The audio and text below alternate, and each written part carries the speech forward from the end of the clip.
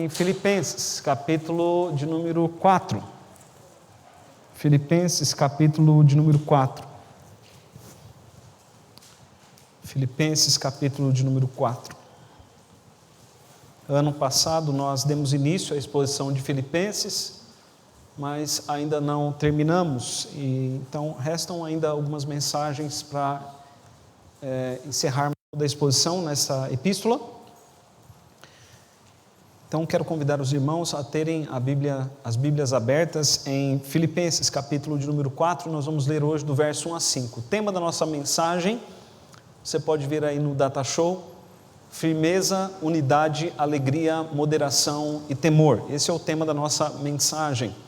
São estas 5 palavras: firmeza, unidade, alegria, moderação e temor. Filipenses capítulo 4, dos versos 1 a 5, diz assim o texto sagrado: portanto, meus irmãos, amados e muito saudosos, minha alegria e coroa, sim, amados, permanecei deste modo firmes no Senhor.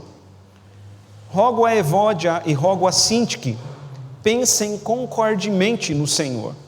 A ti, fiel companheiro de jugo, também peço que as auxilies, pois juntas se esforçaram comigo no Evangelho, também com Clemente e com os demais cooperadores meus, cujos nomes se encontram no livro da vida. Alegrai-vos sempre no Senhor. Outra vez digo, alegrai-vos.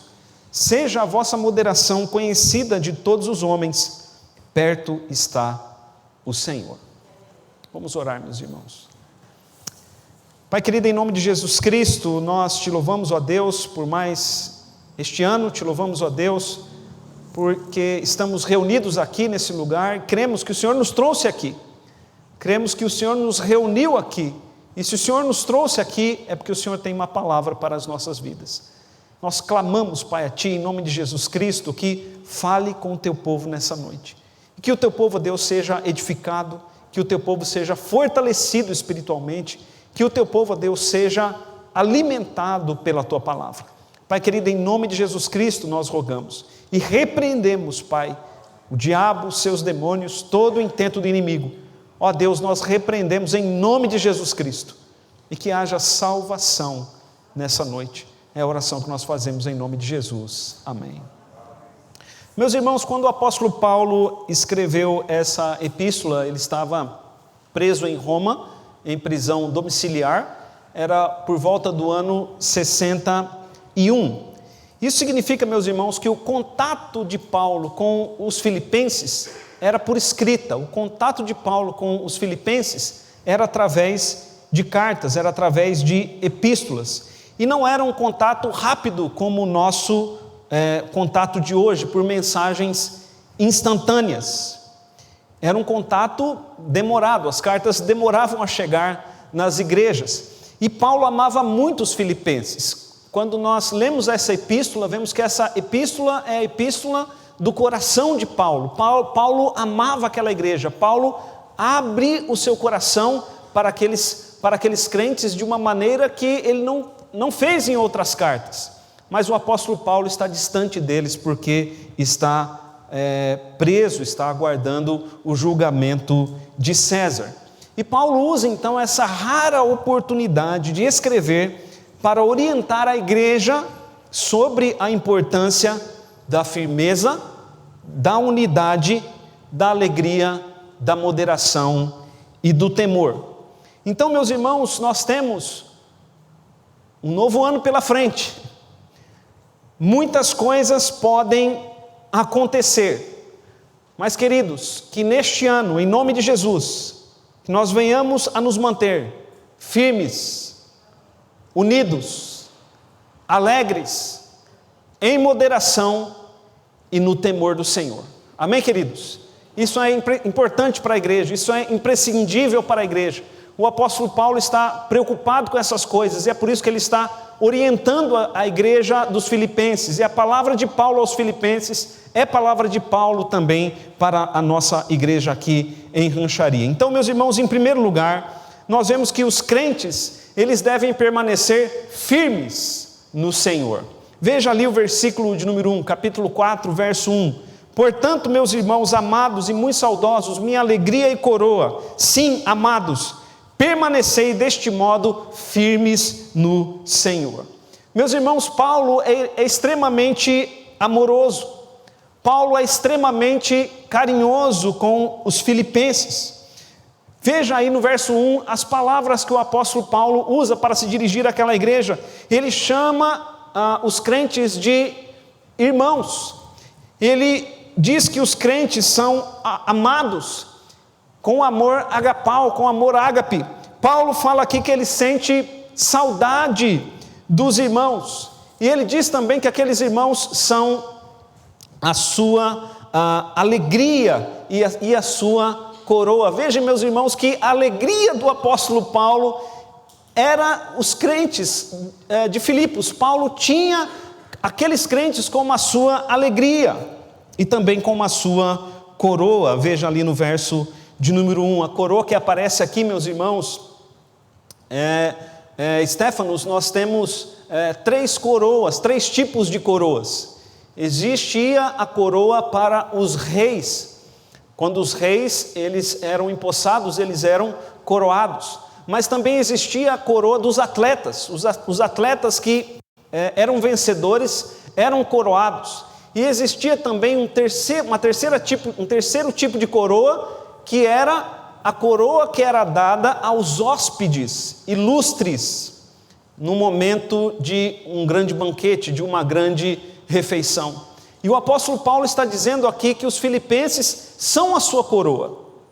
E nos parece, meus irmãos, que quando o apóstolo Paulo diz que eles são a sua coroa, Paulo está se referindo a essa coroa que é dada no momento da refeição. Porque no texto anterior, Paulo fala sobre o retorno de Cristo. Então, quando Cristo retornasse, Paulo seria coroado, e a coroa de Paulo seria a presença dos irmãos com ele na glória.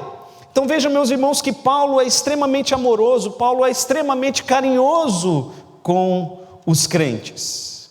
E tendo dito palavras de carinho, Paulo exorta os irmãos a permanecerem firmes no Senhor. Veja o final do versículo de número 1, capítulo 4, verso 1, ele diz ali no final: permanecei deste modo firmes no Senhor. A firmeza aqui, meus irmãos, significa coragem, significa também estabilidade. Paulo está dizendo: sejam firmes no Senhor, tenham coragem e permaneçam estáveis na fé. Quando nós olhamos para o Salmo 125, verso 1, neste salmo nós vemos os seguintes versículos: que confiam no Senhor são como o monte Sião, que não se abala, mas permanece firme para sempre. Aqueles que confiam no Senhor são como o monte Sião, não se abalam, permanecem firmes para sempre. E o apóstolo Paulo está dizendo aqui aos filipenses: permaneçam deste modo firmes no Senhor. A firmeza, meus irmãos, também era referida aos soldados, porque na batalha os soldados deveriam permanecer firmes, não deveriam vacilar. Então os crentes são exortados a permanecerem firmes na batalha espiritual, são exortados a permanecerem firmes na luta pelo Evangelho. Veja aí mesmo em Filipenses, no capítulo 1, no verso 27, o apóstolo Paulo diz assim: vivei, capítulo 1, verso 27, vivei acima de tudo, por modo digno do Evangelho de Cristo, para que ou indo ver-vos ou estando ausente, ouça no tocante a vós outros, que estáis firmes em um só espírito, como uma só alma, lutando juntos pela fé evangélica. Então, meus irmãos, os crentes são exortados a permanecer firmes. E por que eles são exortados a permanecer firmes? Porque haviam muitas lutas. Paulo fala nessa epístola a respeito das lutas externas e lutas internas. Ataques que vinham de fora contra a igreja e ataques que surgiam dentro da própria igreja. E diante desses ataques de inimigos, de falsos irmãos, Os crentes são exortados a permanecer firmes no Senhor. Eu faço uma pergunta a você: o que pode tirar a sua firmeza? O que pode abalar a sua fé? Se a nossa firmeza está no Senhor, e está de fato no Senhor, nada pode nos abalar. O Senhor Jesus, quando conta a parábola do semeador, ele fala da semente que caiu em solo rochoso. E ele diz que a semente que caiu em solo rochoso, ela não prevalece, porque ela representa os crentes que, diante da perseguição e diante das dificuldades, se escandalizam e não permanecem. Veja, meus irmãos, diante da dificuldade, diante dos problemas, diante dos ataques externos e às vezes dos ataques internos, nós temos que mostrar que somos como aqueles que confiam no Senhor e são como o Monte Sião, que não se abala, firme para sempre. É assim, queridos, que o apóstolo Paulo exorta os filipenses a permanecerem firmes no Senhor. A nossa firmeza está em Cristo, a nossa firmeza está no Senhor. Então, a primeira coisa, meus irmãos, que nós vemos, e os irmãos podem ver aí no Data Show, é que o apóstolo Paulo exorta os crentes a serem firmes. Em segundo lugar, Paulo exorta os crentes a pensarem concordemente no Senhor. E pensar concordemente significa ter o mesmo parecer. Vamos ver o que o apóstolo Paulo está dizendo. Veja ali os versos 2 e 3. Filipenses capítulo 4, versos 2 e 3. Ele diz ali: rogo a Evódia e rogo a Sintique, pensem concordemente no Senhor. A ti, fiel companheiro de jugo, também peço que as auxilies, pois juntas se esforçaram comigo no Evangelho, também com Clemente e com os demais cooperadores meus, cujos nomes se encontram no livro da vida. Então, os crentes aqui são exortados a pensar concordemente no Senhor. A igreja, meus irmãos, é um hospital, no sentido que ela é formada por pecadores. E muitos pecadores já chegaram e outros pecadores estão chegando, mas o fato é que todos nós somos pecadores. Eu sou pecador, você também é pecador, ou seja, a igreja é formada por pecadores. E algumas vezes nós manifestamos o nosso pecado, e às vezes nós manifestamos o nosso pecado contra o nosso irmão. Por isso, pode ser que aconteça na igreja, e às vezes acontece, brigas, desavenças, divergências, e essas coisas, elas precisam ser superadas. Amém, queridos? Aqueles que vêm para a igreja pensando, não, lá é o céu na terra, eles estão enganados, porque Jesus Cristo ainda não tirou o pecado de nós, não completamente. Ele já nos dá vitória contra o pecado, mas às vezes nós vacilamos e pecamos, e às vezes ofendemos uns aos outros, brigamos entre nós. Isso é triste, mas às vezes acontece.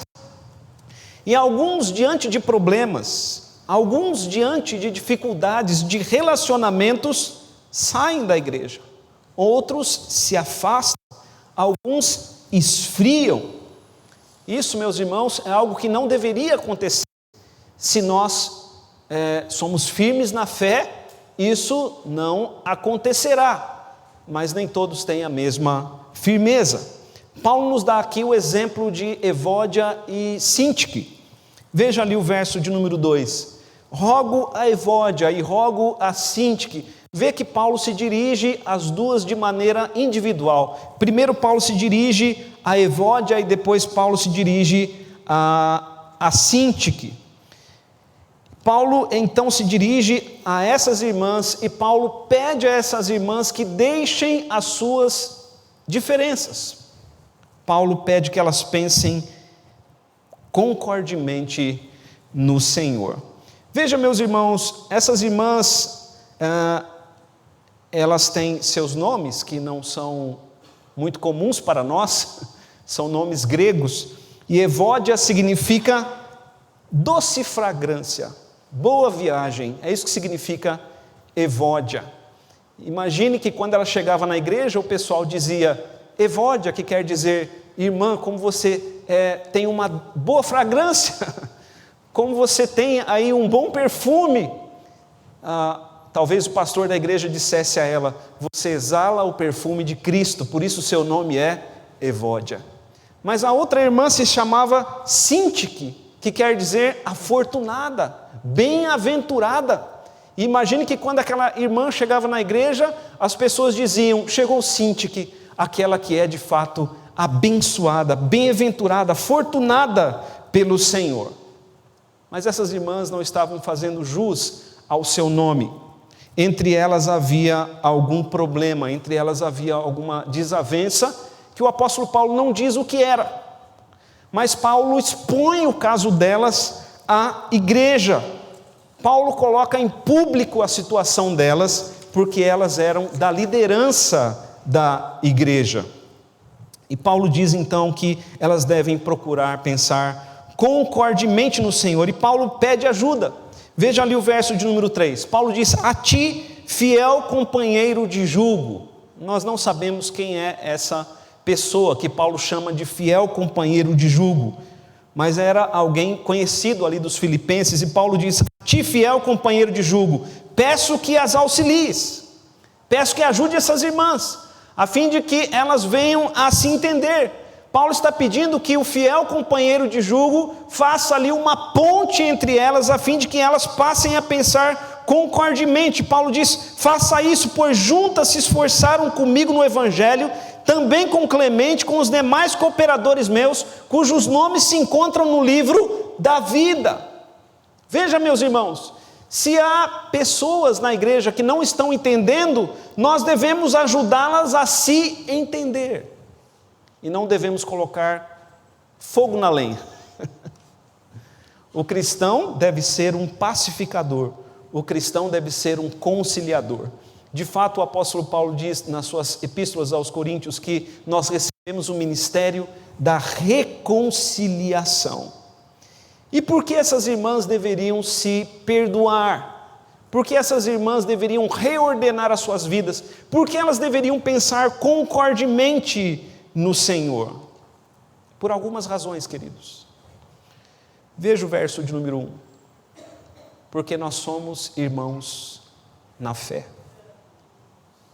Porque a igreja, veja o verso 1, porque a igreja é uma comunidade de amor. Veja o verso 3, por causa da obra do reino. Quando os irmãos não se entendem, a obra do reino não é feita. Paulo diz, essas irmãs me auxiliaram, elas trabalharam juntas comigo no Evangelho, mas agora que elas estavam separadas, elas não estavam mais trabalhando. Mas veja, meus irmãos, Paulo diz também no versículo 3 que nós devemos procurar pensar concordemente no Senhor, porque o nosso nome está escrito no livro da vida. Nós vamos passar a eternidade juntos. Se eu tenho dificuldade de viver aqui com algum irmão, eu tenho que pensar, vou viver com esse irmão por toda eternidade. Então eu devo me reconciliar com ele. A divisão é contrária a tudo aquilo que o Senhor nos ensina. A igreja deve ser uma comunidade de amor entre irmãos, um lugar de alegria, onde temos um bom testemunho. Amém, queridos? E assim deve ser. E assim deve ser. Então o apóstolo Paulo exorta os irmãos a serem firmes no Senhor e exorta os irmãos a pensarem também concordemente no Senhor.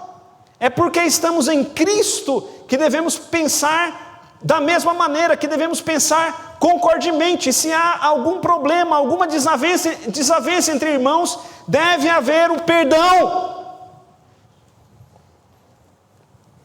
Em terceiro lugar, Paulo diz que os crentes devem se alegrar no Senhor.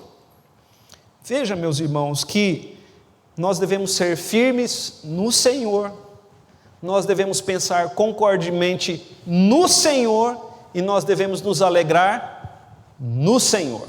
É dessa maneira que o apóstolo Paulo coloca essas três coisas. Veja o verso de número 4. Alegrai-vos sempre no Senhor. Outra vez digo, alegrai-vos. Nós temos aqui, meus irmãos, uma exortação à alegria. Essa epístola dos Filipenses também é conhecida como epístola da alegria, porque o apóstolo Paulo estava preso, mas ele pede aos irmãos que não se entristeçam por causa disso. Ele diz que os irmãos devem se alegrar no Senhor. Se nós olharmos ali para o capítulo de número 3, o verso de número 1, Paulo diz ali: quanto ao mais, irmãos meus, alegrai-vos no Senhor. Se nós olharmos para o capítulo 4, versículo 10, Paulo diz: alegrei-me sobremaneira em quem? No Senhor. Em todo o tempo o apóstolo Paulo vai mostrando que a nossa alegria deve estar no Senhor, e por isso a alegria aqui, quando Paulo diz alegrai-vos, isso aparece como um imperativo no texto. Devemos nos alegrar, pois é um imperativo. A alegria para o cristão é colocada como um mandamento. Não ser alegre, então, é entendido como um pecado. Então, meus irmãos, nós devemos exercitar em nós a alegria, porque veja que Paulo coloca a alegria como tendo um objeto. E o que significa isso? Significa que nós colocamos a nossa alegria em algum objeto. O mundo coloca a alegria nas coisas do mundo, o mundo coloca a alegria nas circunstâncias do mundo, mas o cristão coloca a sua alegria no Senhor. A nossa alegria está no Senhor, a nossa alegria não está em coisas deste mundo, ou em circunstâncias deste mundo. O objeto da nossa alegria é Cristo, o Senhor. A nossa alegria está na pessoa de Cristo, está na obra de Cristo. E veja, meus irmãos, se a nossa alegria está no Senhor, e o Senhor está em nós, e o Senhor está no meu irmão, então nós nos alegramos no Senhor, nos alegramos porque Ele está em nossa vida, nos alegramos porque Ele está na vida do nosso irmão.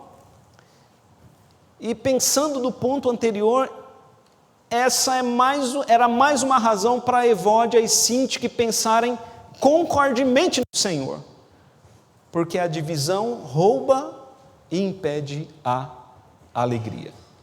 Então, em primeiro lugar, meus irmãos, Paulo exorta os crentes à firmeza. Em segundo lugar, Paulo exorta os crentes à unidade. Em terceiro lugar, Paulo exorta os crentes à alegria. E em quarto lugar, Paulo exorta os crentes à moderação. Veja ali o verso de número 5, o início dele. Seja a vossa moderação conhecida de todos os homens. A palavra moderação aqui é diferente da palavra moderação no português, porque no português moderação significa que não seja muito, que não seja exagerado, mas que seja equilibrado. Mas a palavra grega aqui não tem tradução para o português, por isso o tradutor escolheu moderação, mas ele poderia ter escolhido outra palavra. A palavra moderação aqui não tem paralelo no português. Essa palavra significa demonstrar amor àqueles que não merecem. Mas a palavra moderação aqui no grego significa tudo isso que eu vou dizer agora: generosidade, perdão, cordialidade, gentileza, amabilidade, consideração, caridade, mansidão, bondade. A palavra moderação aqui no grego significa tudo isso. Então, quando o apóstolo Paulo diz que a nossa moderação seja conhecida de todos os homens, Paulo está dizendo que o amor de vocês seja conhecido de todos os homens, que a generosidade de vocês, o perdão de vocês, ou a disposição para perdoar de vocês, a cordialidade, a gentileza, a amabilidade, a consideração, a caridade, a mansidão, que a bondade de vocês seja conhecida de todos os homens. É isso que Paulo está dizendo. É uma palavra que contém consigo muitas palavras. E eu faço uma pergunta, meus irmãos. Veja que o apóstolo Paulo está dizendo que a moderação de vocês seja conhecida de todos os homens. Eu faço uma pergunta: como as pessoas nos conhecem? Como as pessoas nos enxergam? Como elas nos veem? Elas nos enxergam ou elas nos conhecem como pessoas duras, inflexíveis, impacientes? Como é que o seu vizinho te conhece? Como é que o seu colega de trabalho te conhece? Como os seus parentes te conhecem? Como os nossos irmãos da igreja nos conhecem? Como as pessoas nos veem? Como elas nos enxergam? Porque Paulo está dizendo: seja a vossa moderação conhecida de todos os homens. Paulo está dizendo que o seu vizinho te conheça como uma pessoa generosa, que o seu parente te conheça como alguém que perdoa, que o seu colega de trabalho te conheça como alguém que é cordial, gentil e amável, que os seus filhos te conheçam como alguém que tem muita consideração por eles, que é manso, como alguém que é manso e bom. É isso que Paulo está dizendo: seja a vossa moderação conhecida de todos os homens. E agora, mais uma vez, ligue isso ao caso daquelas duas irmãs que estavam brigando, Evódia e Sintique. Elas estavam brigadas por algum motivo. Como elas estavam sendo conhecidas naquela situação? Como as pessoas da igreja estavam vendo elas? Como as pessoas que estavam chegando na igreja estavam olhando para elas? Como aqueles que eram de fora estavam olhando para elas? O fato, meus irmãos, é que as pessoas nos veem como nós somos. E Paulo está dizendo a Evódia e Sintique: se as pessoas não conhecem vocês como alguém moderada, como pessoas moderadas, mudem. É preciso mudança. Pensem concordemente no Senhor, para que todos conheçam vocês como pessoas moderadas. E, meus irmãos, se as pessoas não nos enxergam como alguém em quem está Cristo, nós precisamos mudar, porque as pessoas precisam ver Cristo em nós. E nós precisamos ser cheios do Espírito, precisamos produzir o fruto do Espírito, para que as pessoas vejam em nós essa moderação. Amém, queridos? Então, em primeiro lugar, os crentes são exortados à firmeza. Em segundo lugar, a unidade. Em terceiro lugar, a alegria. Em quarto lugar, a moderação. E em último lugar, ao temor. Veja ali o final do versículo 5. Paulo diz assim: perto está o Senhor. O que significa isso? Perto está o Senhor. Paulo diz: perto está o Senhor. O que significa isso? Meus irmãos, essa é uma expressão de advertência. Não é uma informação que Paulo está passando, mas Paulo está advertindo a igreja de que o Senhor está perto. E o fato do Senhor estar perto pode significar duas coisas. Nós não sabemos qual das duas, mas eu acredito que significa as duas. Perto está o Senhor, no sentido de que Ele não está longe e de que Ele está perto. Em toda a palavra de Deus, nós vemos que Deus está perto do seu povo. No Antigo Testamento havia o tabernáculo e depois o templo. Isso significava o quê? Que Deus habitava no meio do seu povo, ou seja, Deus estava perto. Quando nós olhamos para o livro de Apocalipse, especialmente para os 3 primeiros capítulos, nós vemos ali Cristo se apresentando à igreja, e Cristo diz que Ele conhece a igreja, porque Ele está junto da igreja, Ele caminha entre as igrejas, ou seja, o Senhor está perto. Mas perto está o Senhor também pode significar que o seu retorno está perto, de que Ele logo vai voltar, e logo nós estaremos com Ele. Seja o que for, meus irmãos, essa expressão é uma advertência, porque se o Senhor está perto, como Ele nos vê? Pense mais uma vez no caso daquelas irmãs, Evódia e Sintique. Se o Senhor está perto, como Ele estava vendo a briga delas?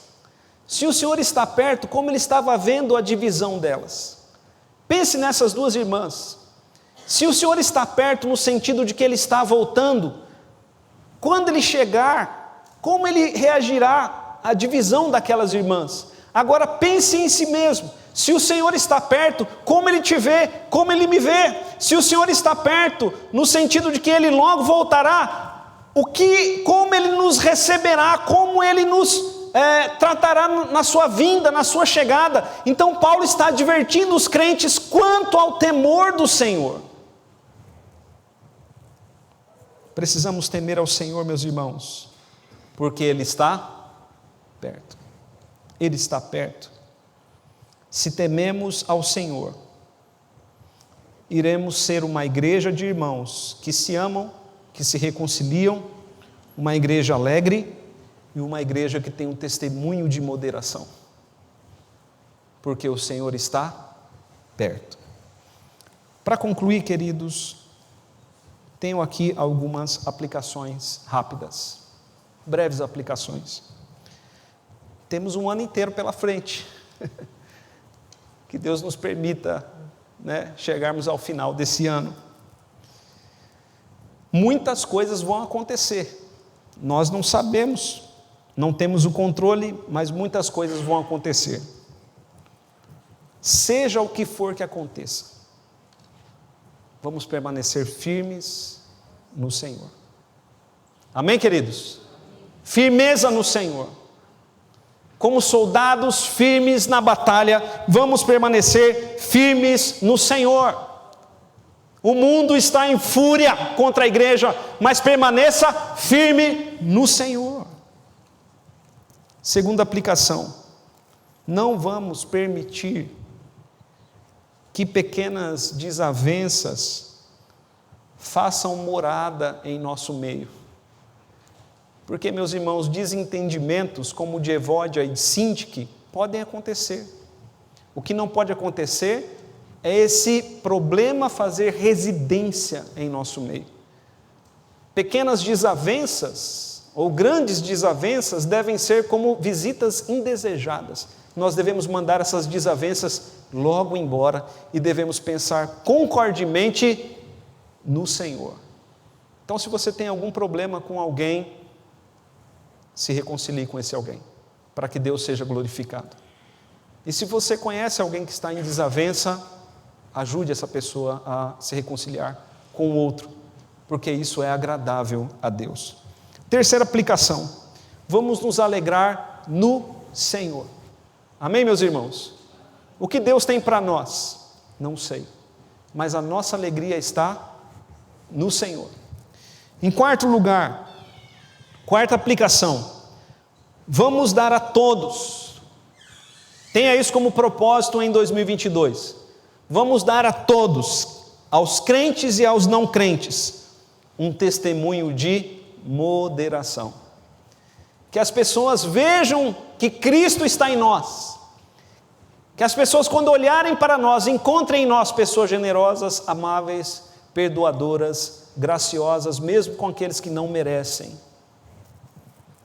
Vamos dar um testemunho de moderação, que assim sejamos conhecidos. E por fim, meus irmãos, que o temor do Senhor esteja em cada um de nós, porque Ele está perto. Curva a sua cabeça, coloque-se diante do Senhor, ore ao Senhor, já se preparando para a Santa Ceia. Ore ao Senhor, fale com Cristo.